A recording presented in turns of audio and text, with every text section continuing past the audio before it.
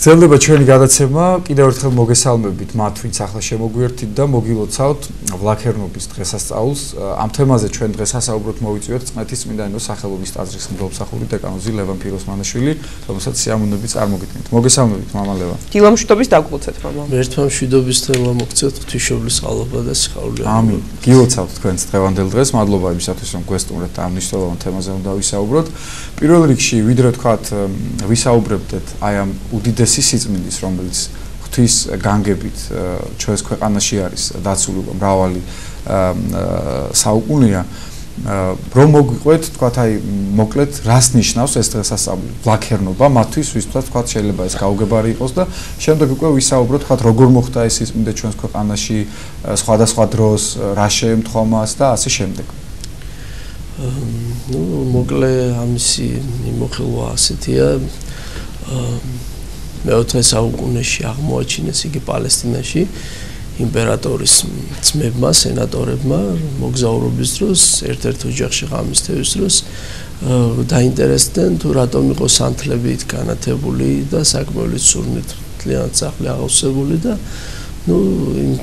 მოხუცებულმა ქალბატონმა დიასახლისმა გაუმხილა მათ საიდუმლო, რომ მას ჰქონდა ღვთისმშობლის სამოსი, რომელიც თაობიდან თაობამდე გადაეცემოდა. და ამგვარი წესით, რომ ღვთისმშობელმა ერთ-ერთ ებრაელ ქალს მიძინებამდე ადრე მისი თავისი კვართი დაუტოვა სახსრებად ეჩუქრათ და როგორც მისი გადმოცემა ამგვარი, რომ უნდა ჩაებარებინა ღრმად მოხუცებულების შემდეგ კეთილად აღზრდილ ქალწულისათვის და ამგვარად ისინი ღვთისმშობლის სამოს ამ სიხარულს თავის ცხოვრებას უძღვნის ხოლმე. შემდგომ ამისა ამ ადამიანებმა წამოაბრძანეს კონსტანტინოპოლში, მაშინდელი ერთ-ერთი გარეუბანი ვლაქერნა, სადაც ღვთისმშობლის ტაძარი აშენდა და სწორედ იქ იყო დასვენებული სარტყელი, კვართი, ეს სიწმინდეები და მას სცემდნენ თაყვანს. ზოგადად ვლაქერნობა ამასთან ამ მოვლენას არის დაკავშირებული, რომ რამდენიმე გზის და ჩვენ როდესაც დღესასწაული გვაქვს სარტყლის დადებისა საეკლესიო დებიგონში, აქ არის სწორედ ნახსენები, რომ მტერთა შემოსევის დროს და ჟამიანობის დროს სწორედ ღვთისმშობლის კვართის და სარტყლის შემოტარებით ხდებოდა დახსნა და განკურნება. იყო ამგვარი ცნობაც, რომ პატრიარქმა კონსტანტინოპოლის პატრიარქმა სერგიუსმა იგი ზღვაში ჩაუშვა, როდესაც ზღვით მოდიოდნენ და მოხდა ამგვარი მოვლენა, რომ ზღვა ადუღება დაიწყო, რის გამოც ამ მოვლენის ხილველი შეშინდნენ და გაიქცნენ უკან წარმართებისები, რომლებიც გადარჩნენ კონსტანტინოპოლში. ეს იქ იყო დასვენებული და არაერთი და მრავალგზის სასწაული მომხდარა, რომელიცაც ათონურის ვინაქსარები ინახავენ. რაც შეეხება საქართველოში მოხვედრას, ამაზე მრავალი ვერსია არსებობს. ერთ რამეს მე დავაფიქსირებ და ვიტყვი, რომ ღვთისმშობელმა წყალობა მოიღო, ეს რაღაც შემთხვევით მექანიკურად არ ხდება, საღვთო განგებამ განაპირობა ის, რომ ღვთისმშობლის კვართი აქ მოხვედრილიყო და ღვთისმშობელი 60 ქულოპატივით, სწორედ საქართველოს 60 ქულოპატივით ღვთისმშობლის წილხვედრი იყო, ღვთისმშობელს უნდა განენათლებინა და ამგვარად ღვთისმშობლის კვართით და სარტყელის ნაწილის მობრძანებით ხდება საქართველოს კვლავ კურთხევა, კვლავ სიხარული, იმთანადგომის დაფიქსირება. დიახ, ამჯერად ჩვენთვის ცნობილია, რომ ღვთისმშობლის კვართი ინახება დაცული არის ზუგდიდის ისტორიის მუზეუმში. დღეს მოხდება მისი საზეიმოდ გამობრძანება და დღევანდელ დღეს ყოველთვის ტრადიციულად 15 ივლისს ყოველ წელს დიდი ზეიმია ხოლმე ზუგდიდში. აი უშუალოდ აი საქართველოსთან მიმართებით რა ისტორიები, რა ვთქვათ, სასწაულები, კურნებები უკავშირდება ღვთისმშობლის კვართის სახელს, თუ შეიძლება მამა რომ გაიხსენოთ. არაერთი წყალობა მოვლენია, საერთოდ მოდი მანამდე ერთ დავაფიქსირებ, რომ მრავალი გადმოცემა არსებობს, თუ როგორ მოხდა, რანაირად მოხდა, ეს მაყურებლებმაც, გულმოდგინემრებმაც კარგად იცის, უბრალოდ გავიმეორებ, შევახსენებ, რომ რამდენიმე გადმოცემა თითქოს იგი უკავშირდება ხატმებრძოლობის პერიოდს, მაგრამ საბოლოო ყველა დასკვნა მაინც მიდის იქამდე შეჯამებამდე, რომელიც ეხება კონსტანტინოპოლის დაცემას. რაც ეხება დადიანის საგვარეულოში მოხვედრას, სამთავროში მოხვედრას, აქ ესეთი გადმოცემა უკავშირდება, რომ იგი ჯერ იერუსალიმის ჯვრის მონასტერში იყო, რომელსაც დადიანების საგვარეულო ინახავდა ქართულთა ჯვრის მონასტერს, მაგრამ როდესაც უკვე მკვეთრად გაჭირდა თვითონ საქართველოს მდგომარეობა და სამწუხაროდ ქართველები იერუსალიმში ამ დიდ სიწმინდეს ამ დიდ ადგილს ყურადღებას ვეღარ ვაქცევდით. უკაცრავად ამ შემთხვევაში თავად როგორც ჩანს დადიანებმა ასეთია გადმოცემა გადაწყვიტეს ის აქ მოებრძანებინათ და შემდგომ მათთან არის დაბრძანებული და მას მოყვა ის ცნობილი ხატიც, რომელიც სწორედ კონსტანტინოპოლში შემოუვიდა და ვლაკერნის თიშობლის ის ჩვეულებრივი მცირე ზომის ოდიგიტრია სარტყლის დადების ხატი სხვა არის, რომელიც ვთქვათ ზუგდიდის საკათედრო ტაძარში დაბრძანებულია კანკელში, ანუ სარტყლის წარმოჩინება, სადაც არის ნაჩვენები. სხვა შემთხვევაში დანარჩენი იქ არის სწორედ ლაკერნის ხატად, ეს არის ცნობილი და მან არაერთის შეწევნა, არაერთის თანადგომა დააფიქსირა არათუ წარსულში.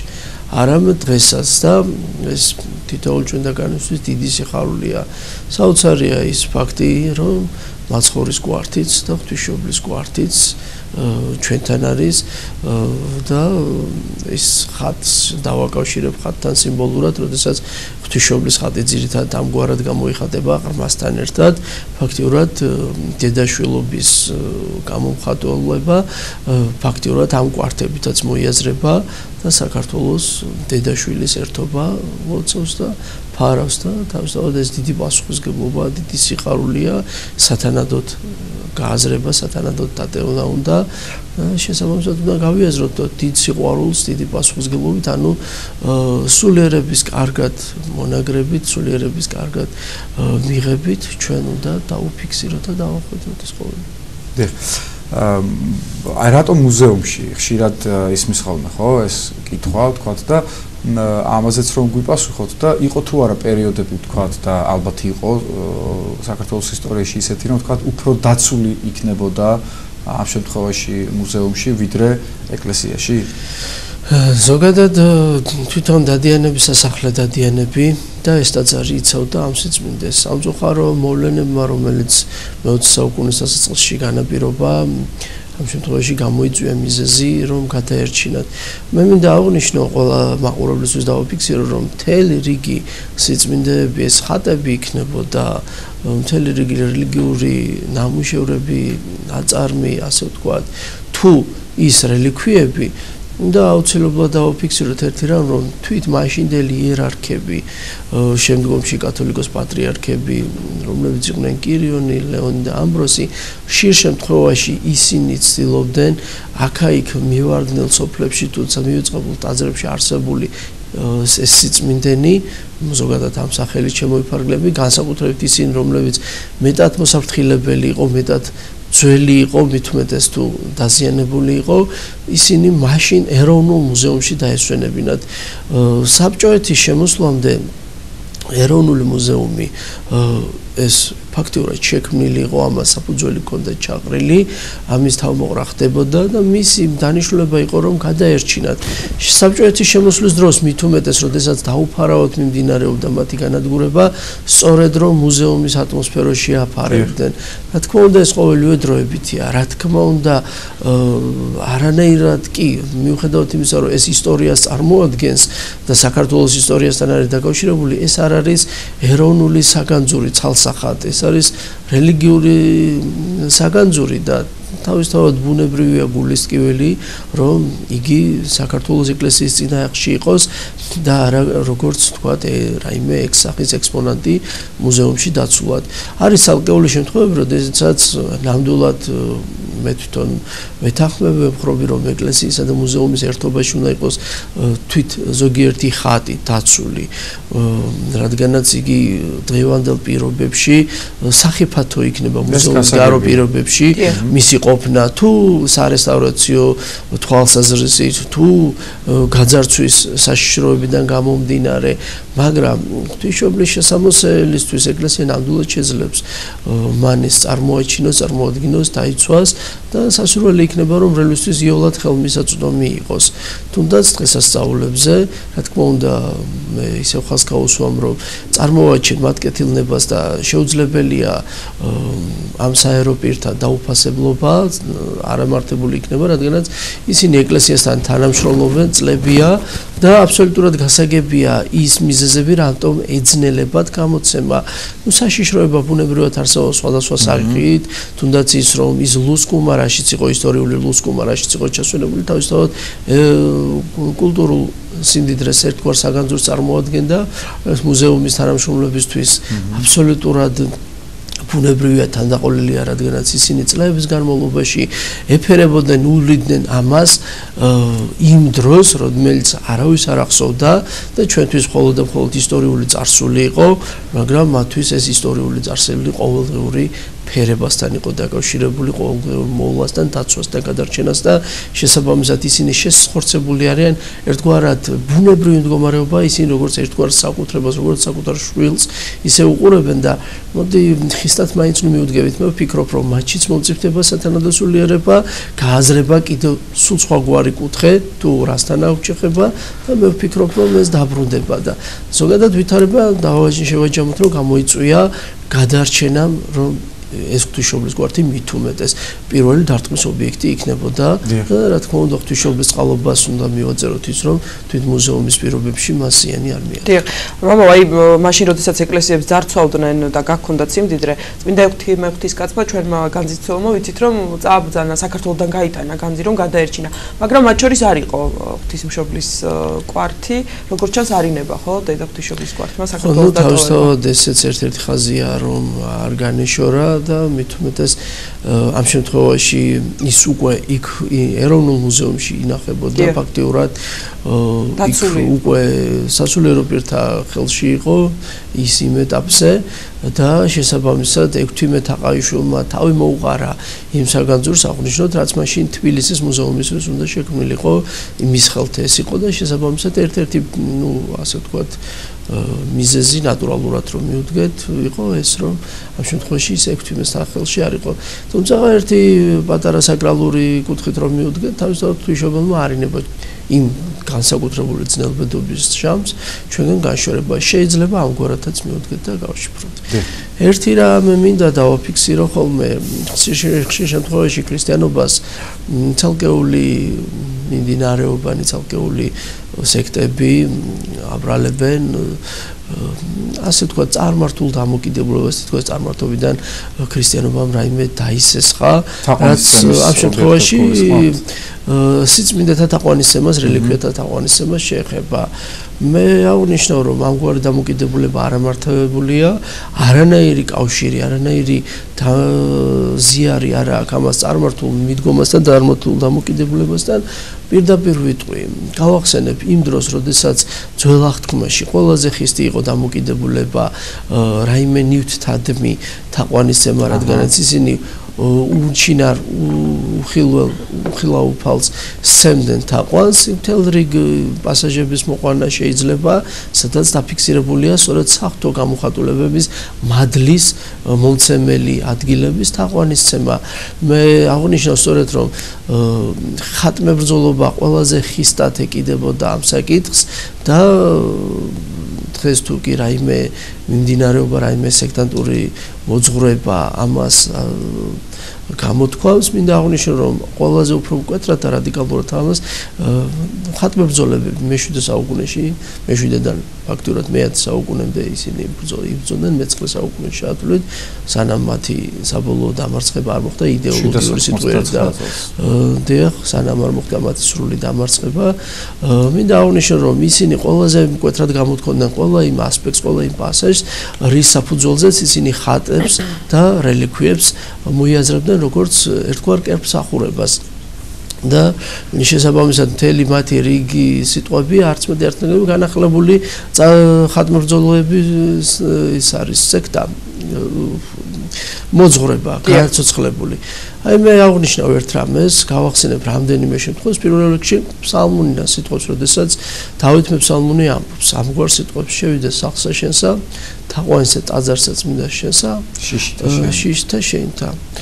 და თაყვანისი ადგილსა ფეხთა შენთასა.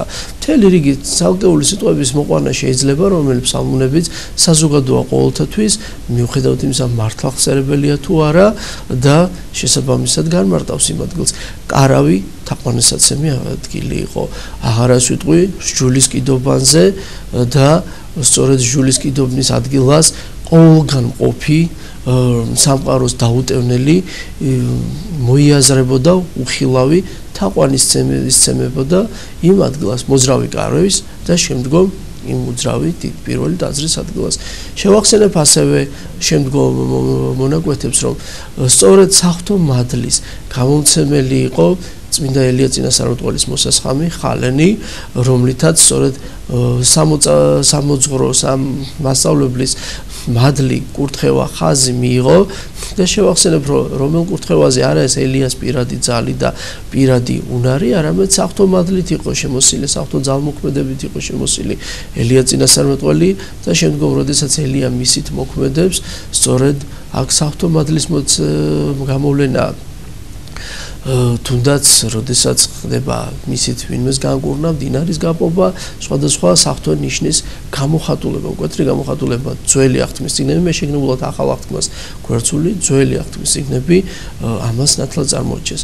შევახსენებ ასევე იმას, თვითონ რომელიც ელისე წინასწარმეტყველს უკავშირდება, როდესაც მიცვალებული შეასვენეს მის სარკოფაგში და როდესაც ცხედარი შეეხო მის სხეულებს, იგი გაცოცხლდა. ცოცხალი გამოვიდა, ანუ რა რომ თვით წმინდათა ნაწილებიც, რომელიც შემთხვევაში ამგვარათა საღვთო კურთხევა, როგორც რიგით ნებისმიერ ადამიანზე რომ მიწა იყავდა, მიწადვე მიიქცე,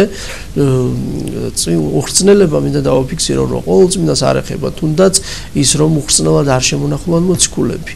ეს საღვთო განგება არის თუ რა, როგორ ეს ჩვენთვის დაუფარულია ჩვენი გონებისთვის და მინდა აღნიშნო, რომ ამ შემთხვევაში სწორედ ის რაც ხრწნადობას იყო დაქვემდებარებული და რაც უკვე ნაწილებად, წმინდა ნაწილებად იყო დარჩენილი, მან მოახდინა ადამიანის მხრეთ თავდგინება, ანუ რა საღვთო ძალის გამოჩინება, თუნდაც ის რომ ადამიანის რწმენა არა მაცხოვრის შეხებით, არა რაიმე მოქმედებით ხდება განკურნება, არამედ ქვრივი, რომელიც მრავალგზის სისხლდინარი იყო მაცხოვრის სამოსით. ანუ რა რომ რწმენა საღვთო ძალისა და საღვთო ძალის მოწოდება ხდება თუნდაც ნივთზე, უშუალოდ ნივთი იყოს გამტარი, ანუ რაც ნებისმიერი მდგომარეობა ესრეული იქნება, ნივთი იქნება თუ ნებისმიერი სახის რელიკვია, რომელიც დაკავშირებული იქნება იმ წმინდა თხრობასთან, საღვთო თხრობასთან, საღვთო მოქმედებასთან, რომელიც ჩვენ გამოხსნასთან არის დაკავშირებული. ანალოგიურად ღვთისმშობელი, რომელიც ჩვენთვის მოხსნელია, შესაბამისად აქ ნამდვილად უგუნურება იქნება, იმაზე საუბარი თუ ვინმე რაიმეს ამას რაიმე კერპსახურებად დასახავს, იგი არის მადლი, რომელიც მოგვეცემა და ყოველი რწმენით მიახლებული. მე ხალხს გავუსვარ რწმენით მიახლებული, რადგანაც მაცხოვარი, როდესაც განკურნავს ადამიანს, ანუ ის ადამიანი თავის რწმენით განიკურნება 12 წლის სისხლდინარე, იმ დროს შევახსენებ ყველას, რომ შევიწროებული მიდიოდა, ანუ ხალხს მიარღვევდა ჭიდრო შეხებაში იყო უამრავ ადამიანთან, მაგრამ განიკურნა ის, ვინც სასოები და რწმენით მიახლა. ის რწმენით მიახლებული ადამიანი მხოლოდ თითებს მოკიდებს სამოსლის კიდეს, მაგრამ ის ადამიანები არ განიკურნებიან, არ მიეღცემათ საღვთო მადლი, რომლებიც შეავიწროებენ მაცხოვარს, ჭიდრო შეხებაში არიან, აღარას ვიტყვი ჯვარცმელებთან, რომლებიც მაცხოვრის უშუალოდ სისხლთან, უფლთან, სხეულთან შეხებაში იყვნენ. ანუ რა რომ ყველაფერი განპირობებულია მოგრძალებით, რწმენით, განწყობით და ყოველთვის დღევანდელ მოლოცველებსაც აუცილებლად ვუსურვებ მოკრძალება, პატივისცემა იქონიონ, სასოებით მივიდნენ და ისინი თავის სათხოვარს მიიღებენ. კეთილი, დიდი მადლობა, გილოცავთ კიდევ ერთხელ თქვენ და ჩვენს ტელემაყურებელს, შევახსენოთ მათ, რომ დღეს ბლაქერნობას აღნიშნავს საქართველოს 60 კილო მართლმადიდებელი ავტოკეფალური ეკლესია. თქვენ გაქვთ შესაძლებლობა დღის მანძილზე ესტუმროთ სამეგრელოს და მიემთხვიოთ იმ უდიდესი წმინდეს, რომელსაც ღვთისმშობლის კვართი ქვია. 9 საათია, ერთად აღვავლინოთ, ლოცვა 9 საათზე და დავბრუნდებით პირდაპირ ეთერში და გველოდეთ.